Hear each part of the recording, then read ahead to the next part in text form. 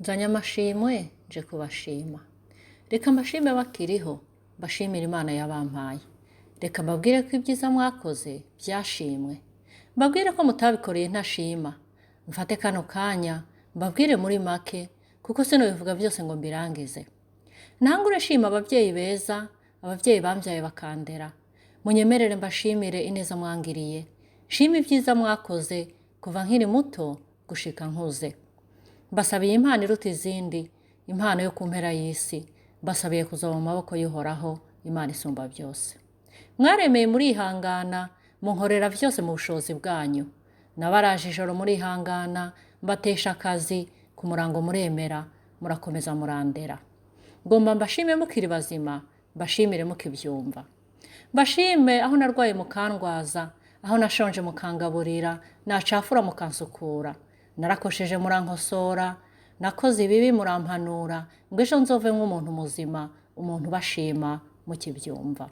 Nukuri ndabashimiye, bashimiye mukiriho, bashimiye mukibyumva. Nongere nshima umuntu wese kandi, uwe wese yangiriye neza, uwagize icakora cose ku buzima bwanje, uwakoze ibiboneka ndetse n'ibitaboneka.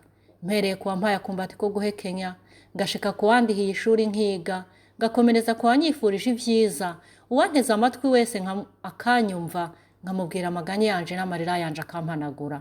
Uwangiriye inama wese, mwese nje kubashima, ngira ntimuhezagirwe, ndabashimye, bashimiye mukibyumva. Mwese abangiriye neza, ndabasabiye kuhoraho nyine ingabo. Uhoraho aze bibibukire, muze muronke ikiruta ibindi, ubugingo buhoraho duharanira twese. Nje ngo mbashime mukiri bazima, nje kubashima ibyo mwankoreye, nje kubashima muri byose. Sinzorindira ko mutaha ngo nzane amashurwe n'amashuka.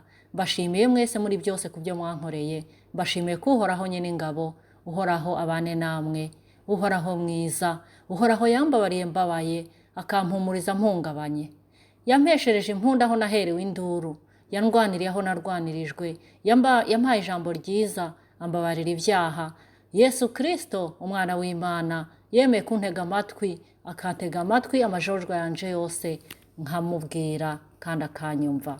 Niwe nsabye kugira ngo azabagirire neza, aze agirire neza abantu bose bangiriye neza, kuko ari bo nje gushima. Narinzanye amashimwe nshima wangiriye neza wese, uwagize icakora wese, guhera ku babyeyi, abavandimwe ndetse n'inshuti. Nje kubashima mukibyumva, nje kubashima mukiri bazima.